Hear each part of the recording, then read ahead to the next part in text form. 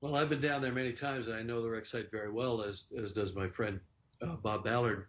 I've been made 33 dives. I actually calculated that I've spent more time on the ship than the captain did back in the day. And of course, as a submersible designer myself, I designed and built a sub to go to the deepest place in the ocean, 3 times deeper than Titanic. So I understand the engineering problems associated with building this type of vehicle and all the safety protocols that you have to go through. And I think that what Bob said, because I was watching, is absolutely critical for people to really get the take home message from this, from our effort here, is deep submergence diving is a mature art.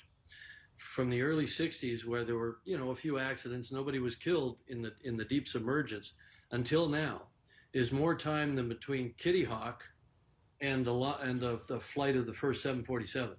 So if we haven't improved over that period of time, we have improved drastically over that period of time, and the certification protocols that all other deep submergence vehicles, except this one, that carry passengers, especially paying passengers, all over the world in tropical waters, deep coral reefs, other wreck sites, and so on. The safety record is the gold standard, absolutely.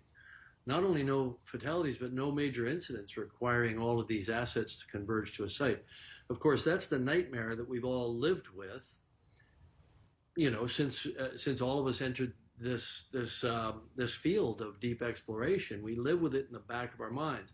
But because implosion, as Bob described it, such a violent event, is first and foremost in our minds. The pressure boundary, which is what they call the hull of the sub, that the people go inside, is obviously first and foremost in our minds as engineers. And we spend so much time and energy on that. And we use all the computerized tools available today, finite element analysis.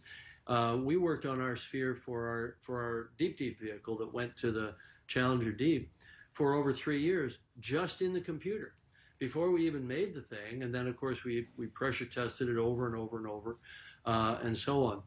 So, this is a mature art, and many people in the community were very concerned about this sub, and a number of the top players in the deep submergence engineering community even wrote letters to the company saying that what they were doing was too experimental to carry passengers and that needed to be certified, and so on. So I'm struck by the similarity of the Titanic disaster itself, where the captain was repeatedly warned about ice ahead of his ship, and yet he steamed at full speed into an ice field on a moonless night, and many people died as a result. And for a very similar tragedy where warnings went unheeded to take place at the same exact site, with all the diving that's going on all around the world, I think it's just astonishing. It's really quite surreal. And of course, P.H. Nargeolet, the French legendary submersible dive pilot, a friend of mine. It's a very small community. I've known PH for 25 years.